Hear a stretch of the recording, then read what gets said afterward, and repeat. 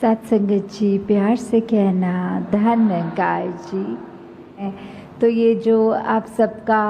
सत्संग के प्रति, निरंकार के प्रति, सेवा के प्रति, सुमिरन के प्रति ये जो अपना एक मन है जो निरंकार में टिकाने वाली बात होती है, जो अपना असली रूप है हर एक का, उसकी पहचान करने तक की यात्रा ही नहीं है। सिर्फ एक बार जब ये रूबरू होकर इस प्रभु परमात्मा का ज्ञान, ब्रह्म ज्ञान द्वारा आज हमें जब मिल जाता है,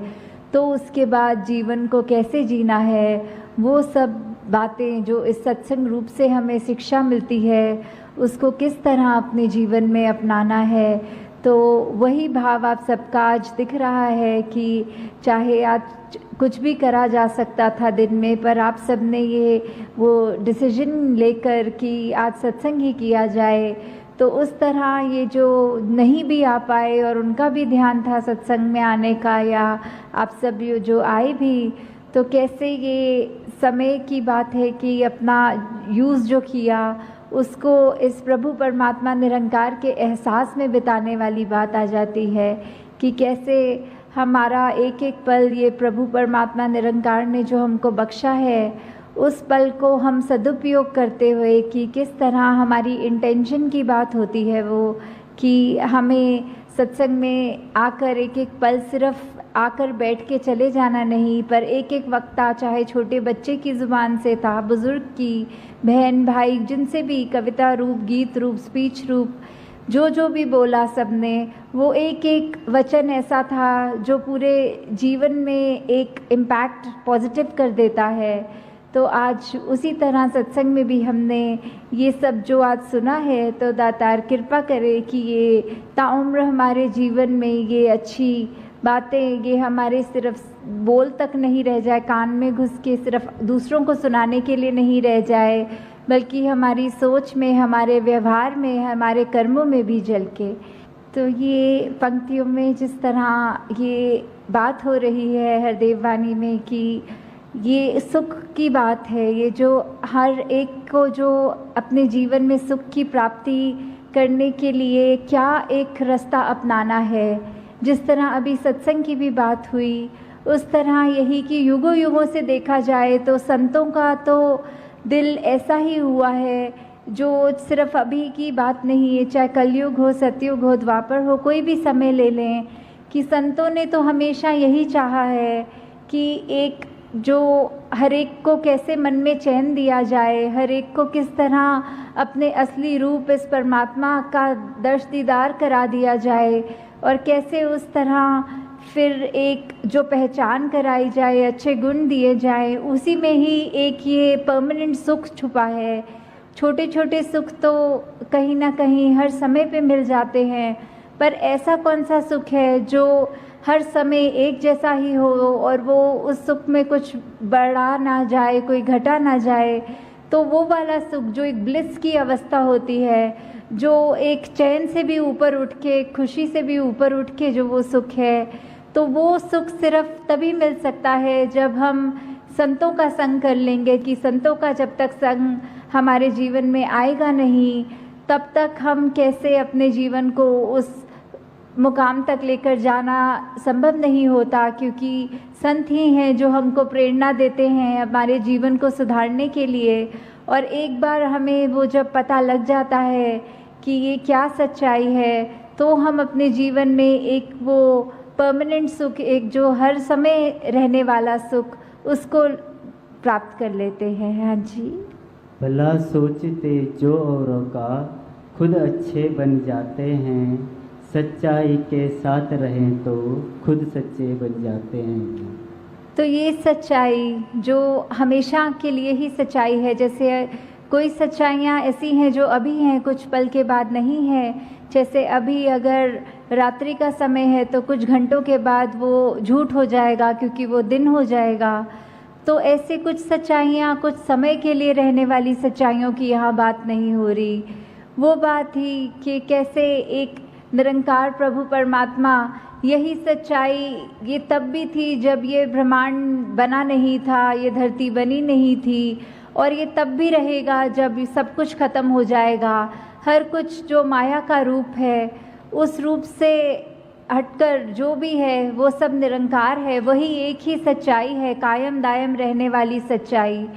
तो उस सच्चाई से जितने ज़्यादा हम जुड़ेंगे, हमारे अपने मन के भाव उन गुणों को अपनाएंगे कि कैसे ये हम इस निरंकार जैसा बनता और जाते रहें। जैसे विशालता का जिक्र आता है, और भी जो भी हमारे को गुण समझ में आते हैं कि हर एक गुण इस निरंकार में स्वयं है, और वैसे ही हम उतना ही हमारा भी मन सच्चा होता जाएगा जितना हम खुद सिमरन रूप में, संगत रूप में, सेवा रूप में इस निरंकार से जुड़ते चले जाएंगे। तो वो नेचुरली वही बात कि हमारे मन में भी वही सच्चाई अपनी पकड़ और बनाएगी, और हमारा मन भी फिर कुछ और गलत चीज़ें सोचने के बजाय सिर्फ ये सच्चाई से ही जुड़ता चला जाएगा। हाँ जी। सब कुछ पीछे रह जाता है, नेकी ही संग जाती है, मालिक की दरगाह में जाकर नेकी काम आती है जी। तो ये वाली जो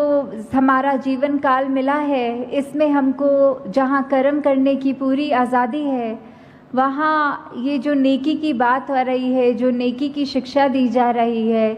कि हमने अगर ये अब सच्चाई को जान भी लिया तो उसके बाद भी हमारा जीवन कैसे होना चाहिए। हमारे मन के भावों से ही ये बात शुरू होती है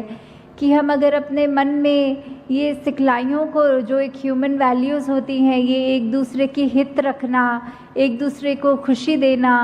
हर एक की जीवन में एक आराम देने वाली बात, जो भलाई की भावना लेके मन में अगर हम कोई भी कार्य करते हैं, वो इरादा, वो इंटेंशन,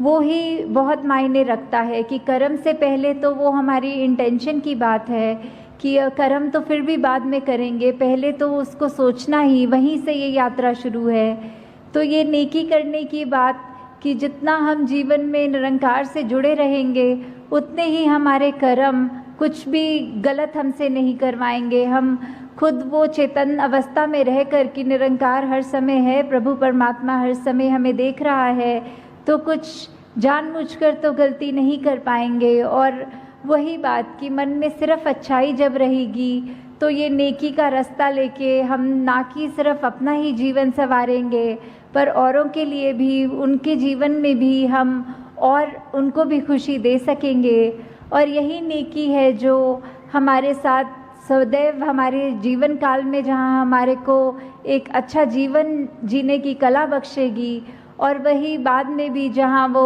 परमात्मा की दरगाह वाली बात है कि उस समय भी जब मृत्यु हो जाएगी तो भी हमारा ये जो जीवन में हमने कर्म किए हैं, वो चाहे हमारी एक बात तो वो भी हो जाती है कि कर्म को जहाँ बोला है कि बुरे कर्म तो एक अलग तरह की बेड़ी है और ये अच्छे कर्म चाहे सोने की बेड़ी है। तो जहाँ वो बात भी है कि कर्म हम अगर सोचें कि हम खुद कर रहे हैं तो उसको अगर अच्छा करें या बुरा करें तो वो एक बैगेज साथ लेके चलने वाली बात हो जाती है।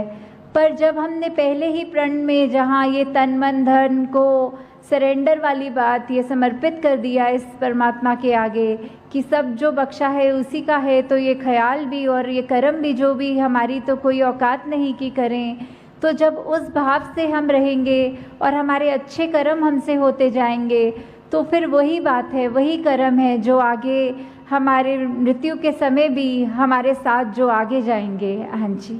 कभी किसी का बुरा सोचना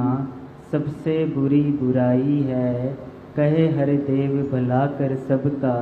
इसमें तेरी भलाई है जी।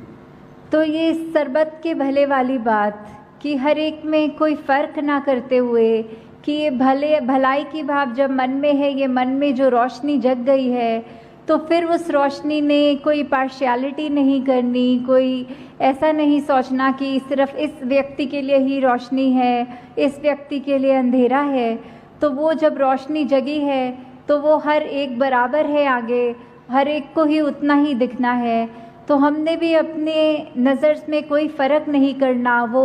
भाई कन्हैया वाली सेवा भक्ति की बात कि जहाँ युद्ध के मैदान में जब उनसे भी पूछा गया कि आपने